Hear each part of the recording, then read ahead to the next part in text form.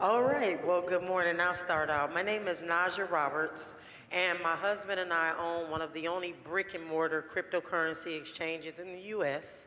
Simply put, we have a Bitcoin bank, and we're looking to expand to 41 cities, inner cities across the United States. We also have a Crypto Kids camp in which we say we go beast mode on breaks. And I got 2 minutes, so I'm gonna tell you what beast mode stands for. Children ages 5 to 17, we teach beast mode, blockchain, evolution of money, artificial intelligence, security, which is cybersecurity. T is for technology, M is for machine learning, mining, O is online gaming, and the D is decentralization and drones, and the E is engineering. And so we do that for the children, inner city specifically. I'm also a co-founder of the Black Wall Street Wallet, which is co-founder with activist Hill Harper. And those educational courses we do have on the Black Wall Street Wallet. You can just click on it and get education from folks that look and talk like you.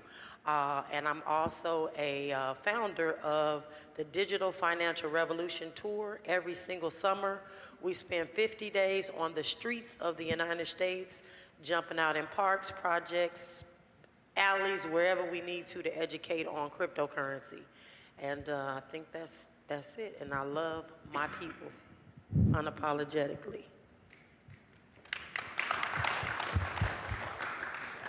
My name is Ronald Moulton. I wear several hats, co-founder of Don't Mute DC, co-founder of Checker Enterprises, and currently building the Go-Go Museum in historic Anacostia, where we bind up the block. And basically, what I'm working on right now is an enterprise that's formed with former gang members in Washington, D.C., where they own part of the block because they understand the policy. And one of the things that I would say that we as black people don't understand is policy and how policy affects everything we're doing, even when it comes to Bitcoin. So if you don't make sure the policies work for you, then eventually they will take everything away from you. Or one group of people will benefit and then another group of people won't. So I'm a good friend of Sinclair Skinner, a guy, I remember when he told me about Bitcoin and I told him he was crazy. It's probably one of the only times I didn't listen to him and I regret it, right? But I'm about like pushing the youth to understand things like Bitcoin. As I just move into it, I'm one of the type of people, whatever I get into, I make it happen. So I'm here to work with people, these wonderful people who are here, because if we come together right now, this is the one time in America black and brown people can come together and win. And we have the tools to win, to really win. The problem is, like, this room should be full, right? And we use social media and all these tools the wrong way. So that's what I'm pretty much focused on. How do we take all these tools, including social media and music, and use it to educate our people, empower our people, and never look back? And right now, we have the opportunity to do that, and that's why I'm here. Man, good morning, everybody. How y'all doing? Good morning. All right. So my name is Jimmy Williams. I'm the other half of By the Hood, my partner Corey, which is up here. A little bit about myself. My background is in real estate. So I've pretty much done everything in real estate, from development to investing to selling property. You name it, I've done it. I spend most days studying real estate data, and real estate was like the love of my life. Up until about 2016, when my partner introduced me to Bitcoin. And same thing, at first I said, man, get out of my face, I'm not trying to hear that, right? So, but he kept pestering me and pestering me and pestering me. So, you know, that's my brother. So I said, okay, I'll jump in. And it was one of the greatest decisions of my life. Since then, I've just studied real estate as well as Bitcoin, and figured out how to bring the two together. So By the Hood, which is the name of our organization, we're in the communities, and we teach everything, as he mentioned, about all asset classes, but specifically Bitcoin and real estate, because one of the things we think is land, and we look at Bitcoin as being digital real estate. So we are very passionate when it comes to cryptocurrency and Bitcoin, and we also have a camp. And by the way, I'm excited just to be on a panel with Naja. That's one of my sheroes right there. And I'll tell you why. Because a lot of times in our communities, we spend times in bubbles, right? So a lot of folks in here, we have the conversations about crypto, about Bitcoin, about these kind of things, but we don't get out and talk to the people that really need the information. And what I saw what Naja was doing, she's talking about her 50-city tour. She goes in some places I see and I'm like, whoa. But she's getting the information to the people that need it, and I think that's powerful, and I think that's something that more of us should do.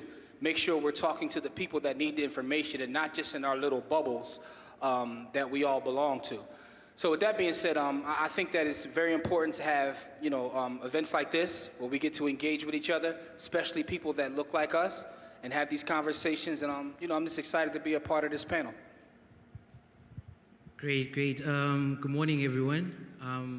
My name is Tongai Choto, co-founder of AfriBlocks, and we are a Pan-African freelancers talent marketplace.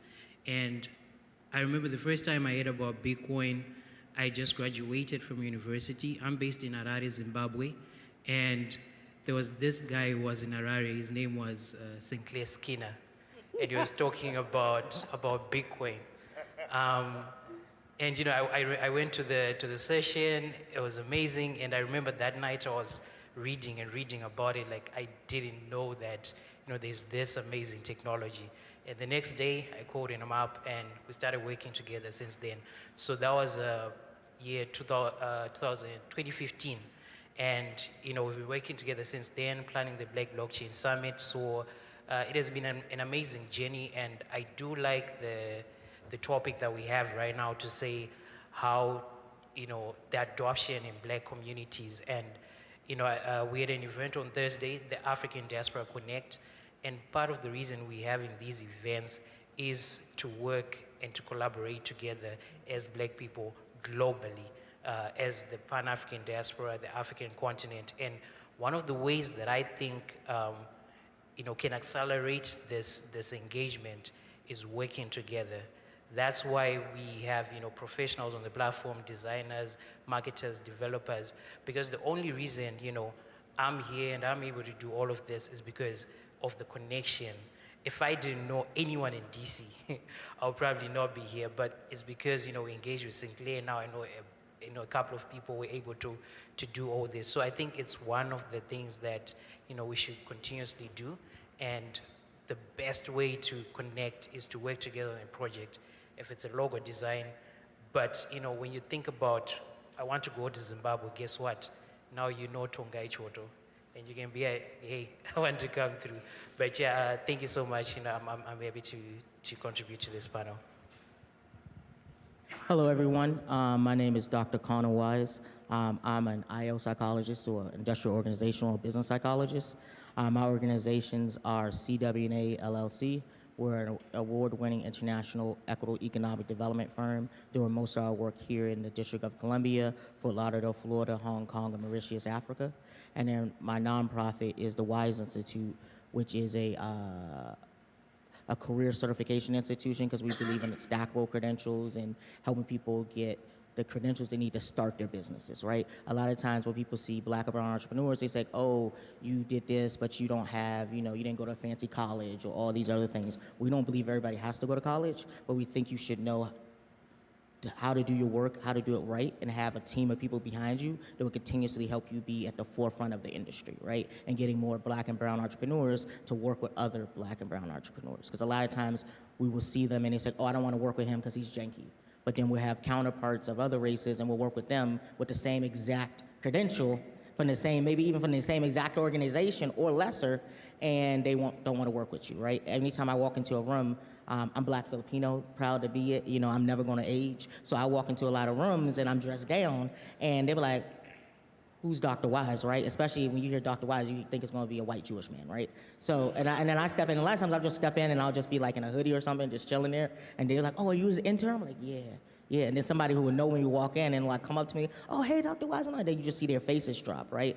And then they'll look at me, they'll be like, oh, he probably went to like some shady place like ITT Technical Institute or something right now. Then I say, no, you know, I went to Harvard University. I served in the Coast Guard as a officer. And then they're like, whoa, and how old are you? And I'm like, I did this, you know, because I took advantage of the stuff around me. So one of the biggest things my organization is connected people to like wraparound services, mental health support, and a community of people that they can work with to actually grow their licensed businesses, right? And just teach them how to break into industries. And we work with not just the high-tech field, but also low-tech, right? Because a lot of people think that you only have to be in high-tech to break into blockchain or break into cryptocurrency. And because if you even look at it, that more people in the Black community have investments in cryptocurrency than they do in any other type of savings, right? About 10% of all the Bitcoin wealth in America is in the Black community, or about 18% and is in the Hispanic community, and about 65% is in Caucasian communities, right? So helping people get access to that, break into that, and expand, but also teaching them in whatever you want. So, for example, if you were wanting to become a bookkeeper, I would help you start a bookkeeping business, get you a certification in bookkeeping, help you get incorporated, and give you access to micro capital to actually, that will be credit building to help you build your personal business credit to actually grow and break into that field, while also giving you a mentor and an internship in it. So you're more likely to succeed than to not succeed at all. So it's just more really about educating our community, getting them active in internships that can pay them, because a lot of us can't do internships because we can't get paid for it, and we have to be the breadwinner for our households, or we just don't know, right? There's so many resources out there. DC offers more social services and programming than any other jurisdiction in the world. Like literally, I used to work for DC government, so I'm not talking out of my butt.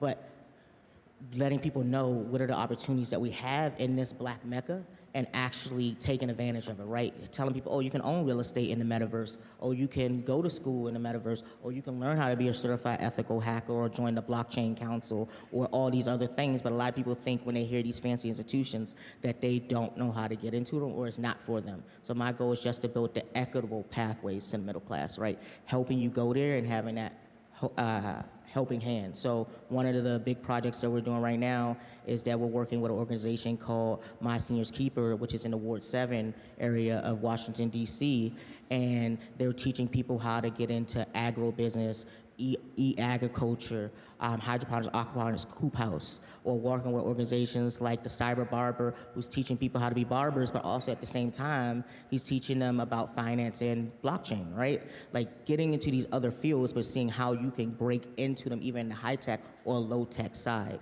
but showing you that you don't always have to be just a computer programmer to be a part of technology.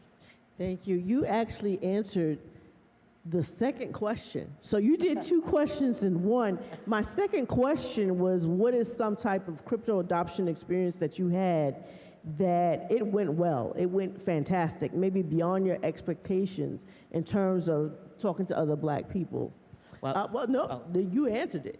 So we're going to go to the rest of the panel. The last. Yeah, I was just going to say, is like one thing that we did is that we helped train people as notaries, and helping them understand how they can break into the blockchain and using KYC and other things to help authenticate notarizations or people's deeds or other things that in some jurisdictions or countries where like maybe you just have that physical paper and you give it to the bank, and then the bank, after you pay off your loan, the bank says, what paper? And especially that happens a lot back in Africa, right? You give a bank a deed, and then the bank says, no, we own your farm. We've always owned it. And if you don't have that paper, nobody knows, and there's no other way to verify it. Naja? One of the things that I'm doing right now that's actually been an experiment, Tavis Smiley has a new radio station. It's nationally syndicated, and I am one of his hosts, and the name of the show is called Ahead of the Crypto Curve. So I'm Monday through Friday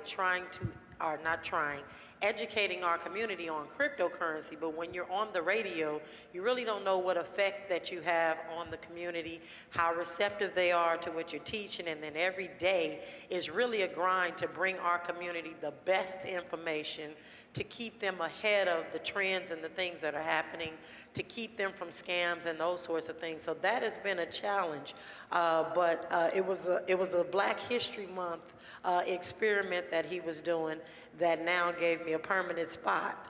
And I believe, they haven't told me, but a little birdie whispered in my ear that Ahead of the Crypto Curve has actually got more ratings than D.L. Hughley that follows behind me Wow. and several other ones. So I'm really excited about the opportunity just to continue to grow. And well, the station is worldwide because it's an app on your cell phone.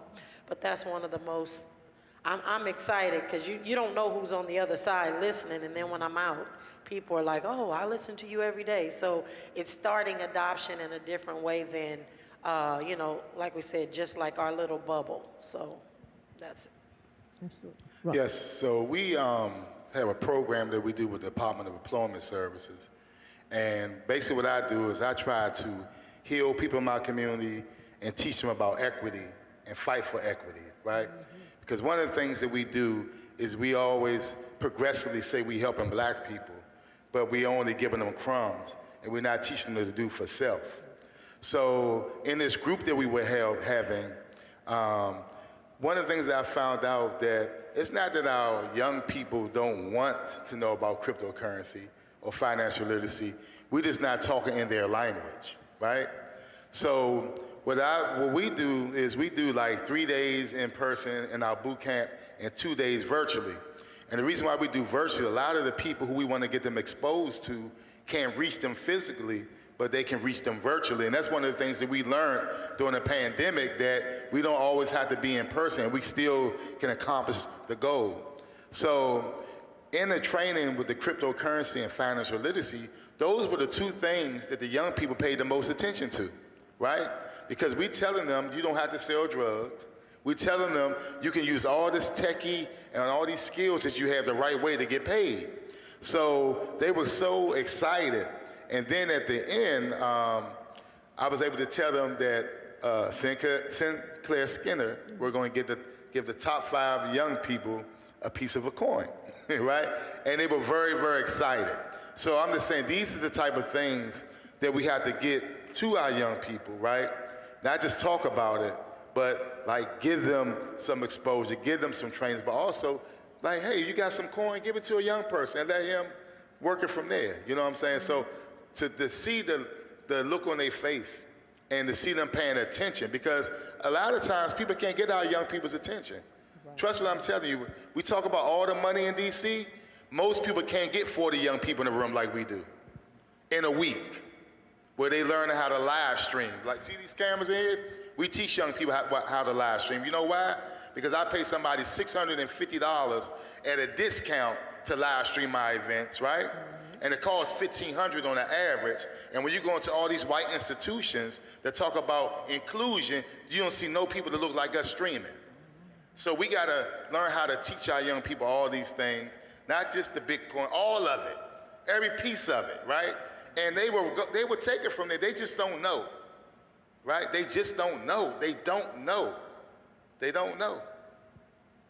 Thank you. Yeah, so my answer would be very similar. I know Corey mentioned, I think I mentioned earlier about our free summer camp. So it's been going on now for 7 years, and our camp is completely free. You can get information at bythehoodcamp.com. And it's for kids ages 5 and up.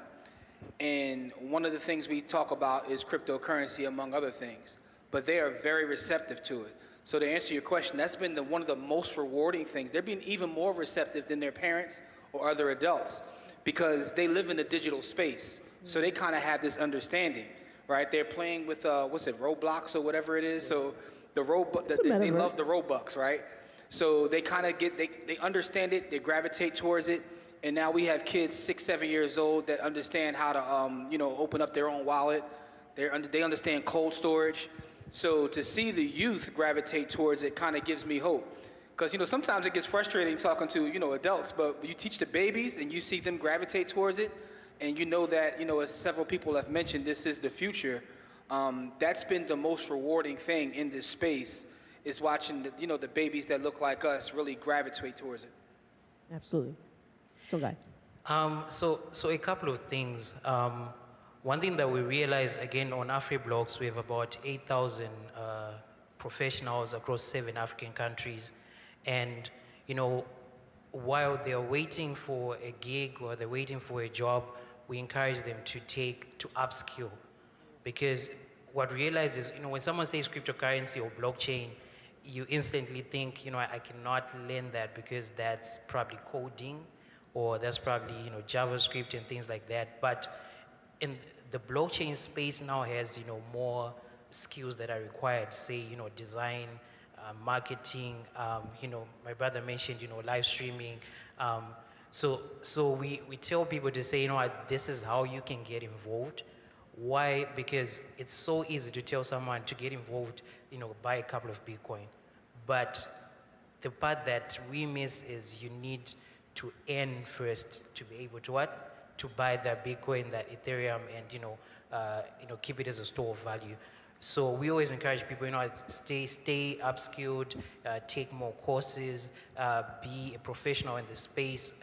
Talk about regulation. If you're a lawyer, you can be, regulatory and compliance in blockchain and cryptocurrency, which is, a very difficult field to be. So I think upskilling is one of the, the many ways that the Black community globally can get involved, because you're already a designer, but now you're a designer in NFTs.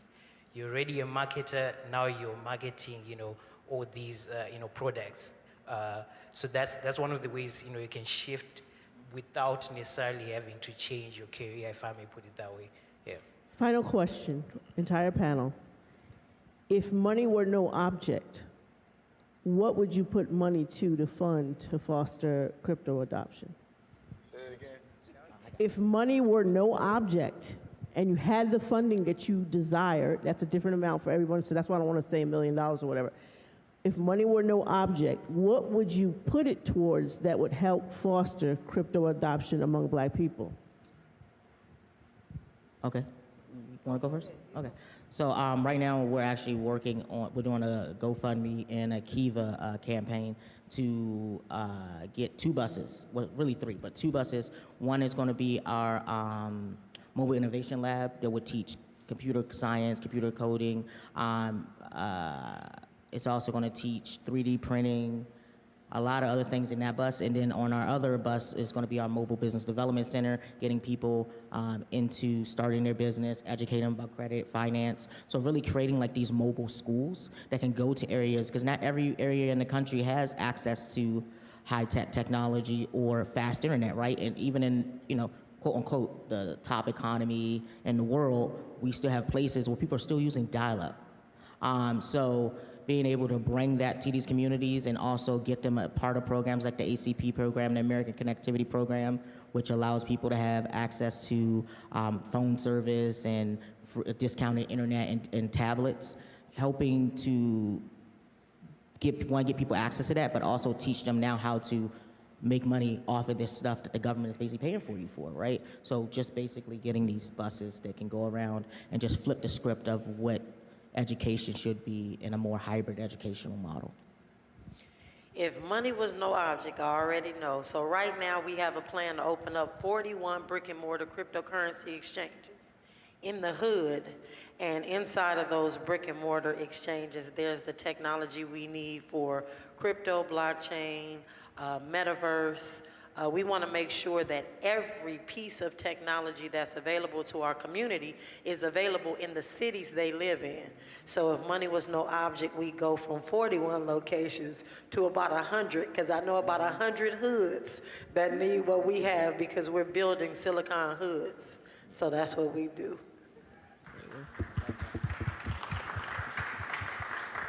If money was no option, I would use what's part of the problem as part of the solution. So one of the things that we're working on, this thing called Flip the Trap, where we take in young people and we incentivizing positive content and also having contests to produce positive music and positive content. And what I know is, from doing the work with gangs and crews in the community, a lot of the negative stuff that we see in the community comes from social media and the content in our music. So we wanted to teach young people about cryptocurrency, financial literacy, or anything else. All we gotta do is use the music and the culture, right, to make it cool not to be a fool. Right now, most of the stuff that our young people do is for clout. It's not even for money. They're not getting a dime for this crazy stuff they're doing. They're doing it for clout. What happened is, in our community, they took away all the positive platforms for our young people, And then the devil fed them poison because they know that music throughout history has been what's been used to mobilize us, to educate us, and to fight the devil, right? So they destroyed it and put the poison in it. So if I had it, I would create the platforms for young people and incentivize positive content to teach, right? To teach them how to love, to teach them how to learn about Bitcoin, to teach them everything they want to do. Everybody that makes money off of us uses our music. They pay a rapper to put it in a song. And then guess what happens? All of our people wearing it. All of our people doing it. It's cool. Some things are not as complicated as they seem. Yeah, it's called, in education, that's called positive-based supports. Not all teachers do it, but they should be aware of it as part of their education training, that how you get children and adults to do what you want them to do is that you set up goals and you reinforce positive behavior versus punitive behavior and attack and attack and attack. Jimmy. Okay, yeah, so my answer would be very similar to the last two answers. It would be somewhere in the realm of education, but also anti-recidivism, right? So that's one of the things I'm very passionate about and been working on lately. A lot of brothers and sisters come home and they need opportunities. And I look at this as being a brand new space where we can provide a lot of opportunities, create our own economies. So I would focus specifically being in our neighborhoods, right, where the people need the information, where the people need help, but really working specifically with anti-recidivism. That's where my... From my point of view, it has to do more with resources and infrastructure. So I'll start, talk about, you mentioned, laptops, tablets, and things like that, and even the connectivity, internet connectivity, making sure it's more accessible to more people. I remember there was a friend who visited, and it was like, can you give me the Wi-Fi code? I was like, I don't even Wi-Fi code, because for me, I just use my mobile data. But for them, it was not clear, like, why don't you have Wi-Fi set up right now? I just didn't have it. But it's a case for most people to say, access to the internet is not as available. So I would place resources in making sure the infrastructure is there to support people who want to learn, people who want to access more resources online. And what we say at AfriBlocks is we're building the technology infrastructure for the future of work and beyond. Even if you talk about payments, like you've done work with someone in Ghana, someone in Nigeria, the next thing you're thinking, okay, how do I get the payment to them? And there's no direct way to do that. There's Western Union, all of these platforms that are so expensive. So those are some of the things that I would place money in to try to fix, because what it does at the end of the day, it increases collaboration. It increases it accelerates the rate of adoption in cryptocurrencies. Connell Wise, Naja Roberts, Ronald Moulton, Jimmy Williams, Tongai Chilton. Thank you very much. Can we give him a round of applause? Yeah, appreciate it.